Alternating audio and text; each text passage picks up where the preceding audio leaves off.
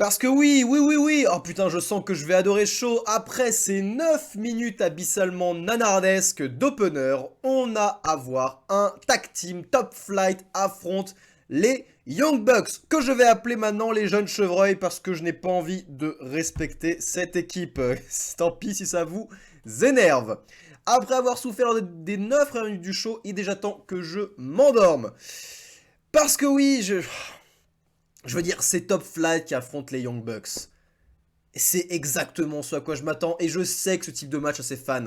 La foule dehors a chanté plusieurs fois This is awesome, mais je ne peux pas, je suis désolé. J'ai regardé les 2 premières minutes, j'ai fait allez, c'est bon, j'en ai assez vu. J'ai quand même regardé les 5 dernières minutes, quand même pour m'apprêter à faire un bilan. Mais vous savez quoi, je suis incapable de faire un bilan, j'ai déjà tout oublié. C'est toujours pareil, j'ai rien à raconter. C'était un enchaînement de mouvements lunaires plus over the top les uns que les autres. Qu'est-ce que tu veux raconter? Ça ne raconte rien, ça ne se pose jamais, ça ne déclenche aucune émotion. À un moment par exemple, Matt Jackson subit un tombé et il est proche des cordes. Nick Jackson, son frère, est à côté. Il pourrait se ruer sur le ring et pousser son frère pour empêcher le tomber. Il pourrait tirer son frère pour arrêter de tomber. Mais ce qu'il préfère faire, c'est exécuter une sorte de plongeon entre la 3e et la 2e corde. C'est toujours le spectaculaire avant la logique. Et je ne peux pas m'investir des trucs comme ça aussi cons. On agite les clés devant vous. Les jeunes chevreuils agitent les clés, c'est tout ce qu'ils font. À un autre moment, Dante Martin voit les jeunes chevreuils à l'extérieur du ring et il décide de leur diver dessus. Alors que ça fait 5 secondes que les jeunes chevreuils regardent Dante Martin. Bien sûr qu'ils vont le contrer. Pourquoi Dante tu sautes? Ça ne fait aucun sens. Quand j'ai vu le truc, je fais mais pourquoi ils sautent, abrutis? Ils sont en train de le mater. Donc soit ça aurait pu être 2 choses. Soit ça aurait été hyper chorégraphié et ils auraient quand même atteint. Et là j'aurais dit mais pourquoi les Young Bucks n'ont pas évité? Et là dans ce cas-là je me dis bah pourquoi Dante Martin a sauté? Tu vois qu'ils te matent, tu sais qu'ils font une super kick tout le temps. Tu ne sautes pas, espèce de con.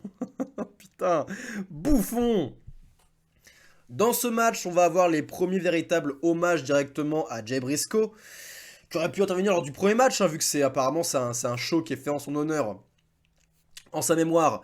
Mais non, c'est dans ce match-là, et en plus c'est toujours exécuté par Matt Jackson, quand ce dernier est bien positionné devant la caméra, pour qu'on le voit bien faire son bisou à son brassard, chose qu'il fait à 2 reprises avant le match et avant un spot.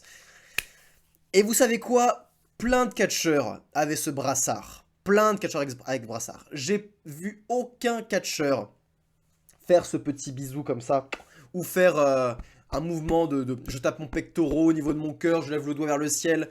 En se mettant devant la caméra parce que en fait, là ce qui se passe c'est que, venant en plus de la part de Matt Jackson que j'ai beaucoup de mal à apprécier au fil des semaines, ça atteint la sincérité de l'acte, même si le geste que Matt Jackson a fait est purement honnête et sincère, le voir faire exprès de se mettre devant la caméra, de faire exactement 2 fois le même geste au même endroit, ça a atteint la sincérité de ce geste. Et si ça se trouve, je vais m'en vouloir de dire ça, si j'apprends que Matt Jackson et Jay Briscoe étaient extrêmement proches, et que c'était peut-être la personne la plus légitime de faire ce mouvement. Mais il fallait que ce soit Matt Jackson qui fasse ça. Ça n'aurait pas pu être un autre catcheur. Non, il fallait que ce soit uniquement lui qui fasse ce mouvement précis 2 fois filmé par la caméra. Je veux dire, j'ai été gêné de voir ça. Et en fait, ça me paraissait faux. Et c'était extrêmement gênant. Ça se trouve, c'est vrai encore une fois. Si ça se trouve, ce geste est purement honnête. Vraiment. J'en sais rien. Mais j'ai ressenti beaucoup de fausseté. Je connais pas leur histoire. Si c'est vrai, autant pour moi, je m'excuse sincèrement. Si c'est faux, c'est tellement égoïste, égocentrique, ça me dégoûte un peu. Pas la peine que je fasse un préjugé parce que je ne connais pas la réponse. Mais putain, faut que ce soit encore Matt Jackson, quoi. Avec qui j'ai énormément de mal. À la fin, victoire surprise de Top Flight. Et j'en ai rien à péter. J'en ai absolument rien à péter. Ce match ne racontait pas grand chose.